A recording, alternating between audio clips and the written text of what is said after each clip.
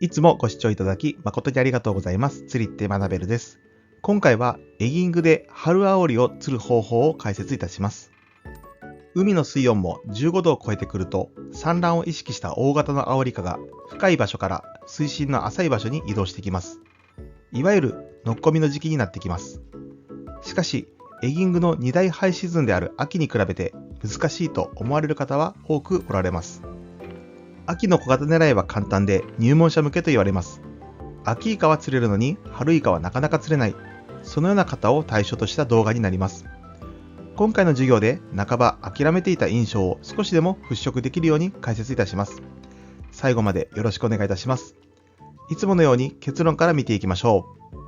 う。本日の結論です。春はボトムの大型狙い。本日の目次です。ロングキャストモデル、エギ 3.5 号、フロロ2号から3号。アクションは間が大切。大潮前後の中潮。強みは機動力。地形に変化があるところ。当たりはラインの変化で取る。ドラグを効かせて立てる。それでは、この9つについて見ていきましょう。ロングキャストモデルについて解説いたします。春煽りで使用するタックルを見ていきましょう。春は 1kg を超えるような大型のアオリイカと出会える確率が高まる季節です。条件によっては深場狙いで釣れることもあり、ロングキャストが必要となる場面も多くなります。目安としては8フィート台前半の竿で M もしくは MH のモデルが使いやすいです。リールは2500番から3000番で PE ラインは 0.6 から 0.85 が一般的とされています。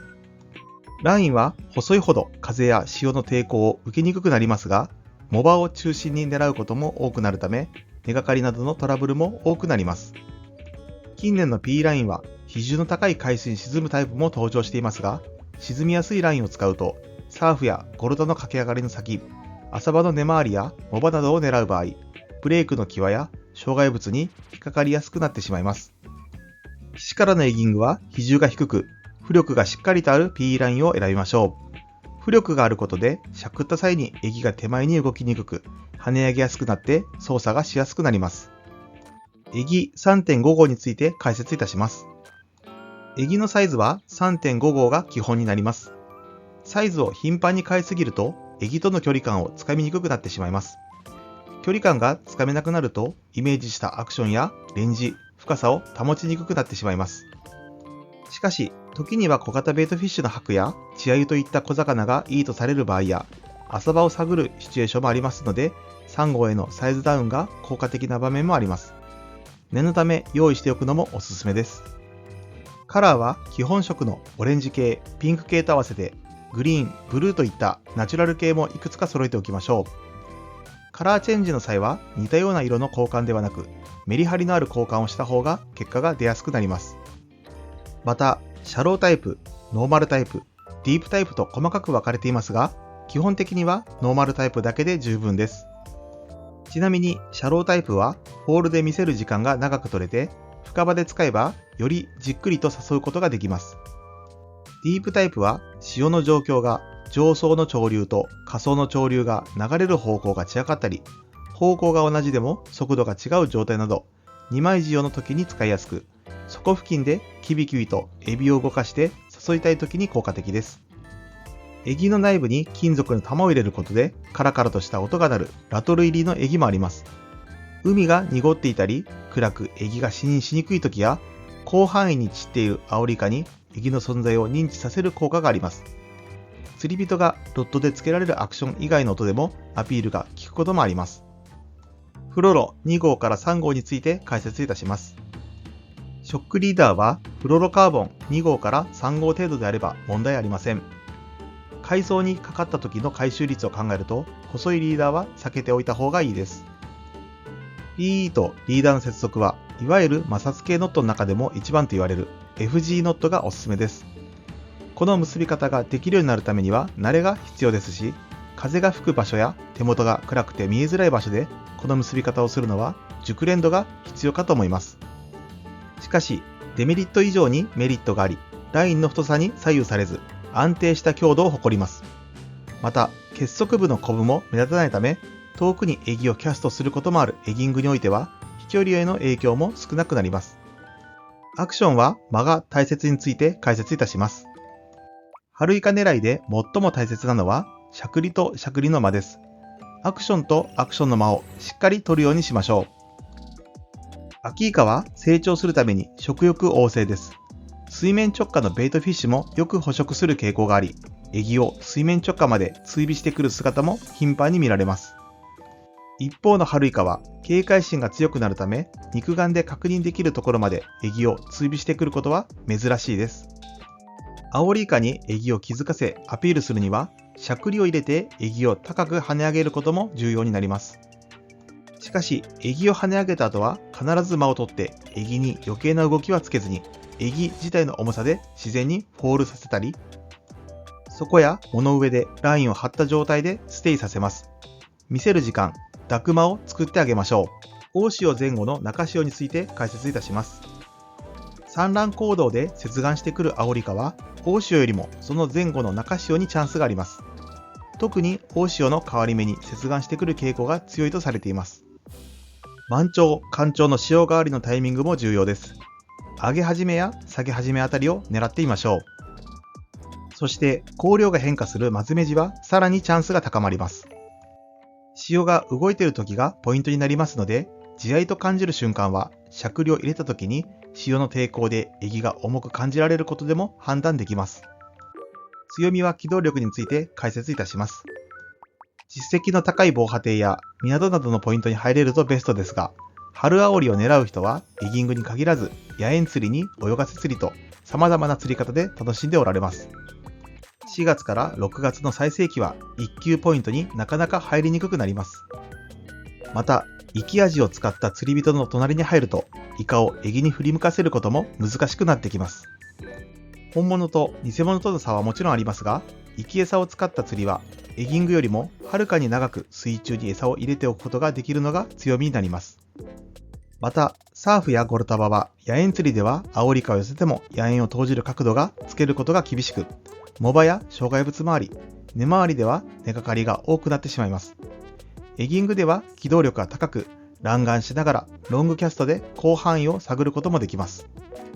藻と藻の間、根回り、シャロー、浅場でも釣りをすることが可能です。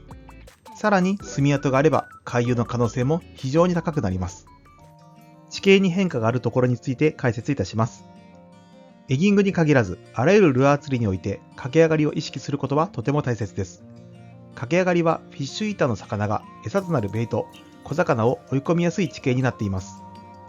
基本は駆け上がりの先の深みを狙いますが、急な深くなっている地形の場合、エギの着底、ボトムを取ることは避けておいた方が良いケースもあります。特にゴルタバなど低い釣り座からエギを深く沈めすぎると手前のラインが駆け上がりに当たってしまいます。おおよその水深を想定し、エギが着水したら数を数えて沈む速度を計測していきましょう。中層あたりから少しずつ探るのがおすすめです。根ずれをする場所にもなりますので、リーダーはこまめにチェックしましょう。変光グラスを使用すれば水中の地形変化を見ることができます。アオリイカは藻場に産卵します。海藻はノッコ道の絶好のポイントです。地形的に深場のブレイクが近い湾道は絶好のポイントの代表格です。潮通しの良い岬の先端部で反応が良いこともあれば、湾道の奥に入り込んでくることも多くなります。春から初夏の河口部などの流れ込みは、白や稚鮎が回遊しやすいポイントです。流れ込みの周りはベイトフィッシュの宝庫になります。ブイやローボなどの障害物周りにもアオリイカはついてきます。定置網が設置されているような場所は潮通しも良い絶好のポイントになりますが、エギを引っ掛けてしまう恐れがあります。漁師さんに迷惑をかけないように精度の高いアプローチが求められるので気をつけてください。沖から立っている方に向かって流れる潮、当て潮より沖の方に離れていく潮、払い潮の方がエギのアクションをつけやすくチャンスとなります。エギは特性上、潮紙に向かって頭を向けるように沈んで姿勢を保とうとします。そのため当て潮が強すぎると釣り人に対してエギが反対を向いてしまいます。すると姿勢が悪くなり、アクションもさせにくくなります。イカをエギに乗せたり見せるためのポーズも取りにくくなってきます。目安としては、しゃくった際のエギの重さにコツがあります。重いと感じるときは、離れていく良い潮が効いています。軽く感じるときは、当て潮であることが多くなります。駆け上がりがきついポイントで釣っているときは、当て潮はラインやエギが駆け上がりに接近してしまいます。根がかりやラインブレイクもしやすくなるので注意しましょう。当たりはラインの変化で取るについて解説いたします。基本的にエギのフォール中に当たりは出ることが多くなります。ラインと水面の接点を見て当たりを取ります。合わせのタイミングはラインの変化で見ることができます。フォール中のラインがスーッと張っていきます。ラインの動きが不自然にスピードアップしたり、コツッと何かに疲れるような反応があったり、ふっと不自然に止まることがあります。その瞬間を見逃さず合わせを入れましょう。明るい時間帯であれば、ラインと水面の接点が見えて、ラインの変化で当たりを取りやすくなりますが、暗い時間帯となれば難しくなります。そこで必ずラインを張って、アオリイカの重みがないか確認を取るのが大切な操作になります。イカの重さが乗った時は、しっかりと合わせを入れましょう。ドラグを効かせて立てるについて解説いたします。アオリイカがエギに乗ったら、やり取りはドラグを効かせながらロッドを立ててゆっくりと距離を詰めていきます。決してロッドを強く引いたりしないでください。手前に駆け上がりや藻がある場合は無理して寄せず、ゆっくり沖の方で浮かせるようにしましょう。最後のランディングはギャフを使用しても良いですが、慣れるまではタモ網みがおすすめです。イカは頭の方向に進んでいくため、頭側にタモ網を差し込むとイカは自ら網に入ってきます。また、サーフやゴルタバでは釣り上げができるため、ランディングで失敗することは少なくなります。まとめです。春は 1kg を超えるような大型なアオリイカと出会える確率が高まる季節です。条件によっては深場狙いで釣れることもあり、ロングキャストが必要となる場面も多くなります。エギのサイズは 3.5 号が基本になります。サイズを頻繁に変えすぎるとエギとの距離感をつかみにくくなってしまいます。距離感がつかめなくなるとイメージしたアクションやレンジ、深さを保ちにくくなってしまいます。ショックリーダーはフロロカーボン2号から3号程度であれば問題ありません。海藻にかかった時の回収率を考えると細いリーダーは避けておいた方がいいです。春イカ狙いで最も大切なのはしゃくりとしゃくりの間です。アクションとアクションの間をしっかり取ることが大切です。産卵行動で接岸してくるアオリイカは大潮よりもその前後の中潮にチャンスがあります。特に大潮の変わり目に接岸してくる傾向が強いとされています。実績の高い防波堤や港などのポイントに入れるとベストですが、最盛期は1級ポイントになかなか入りにくくなります。エギングの機動力を生かして広範囲に探ってみましょう。ただし、近くの釣り人に迷惑をかけないようにしましょう。エギングに限らず、あらゆるルアー釣りにおいて変化があるところを意識することはとても大切です。駆け上がり、モバ、ワンド、下降部、ブイやローブなどの障害物周り、払い潮など、これらのポイントを見かけたら積極的に狙ってみましょう。基本的にエギのフォール中に当たりは出ることが多くなります。ラインと水面の接点を見て当たりを取ります。合わせのタイミングはラインの変化に注目してみましょう。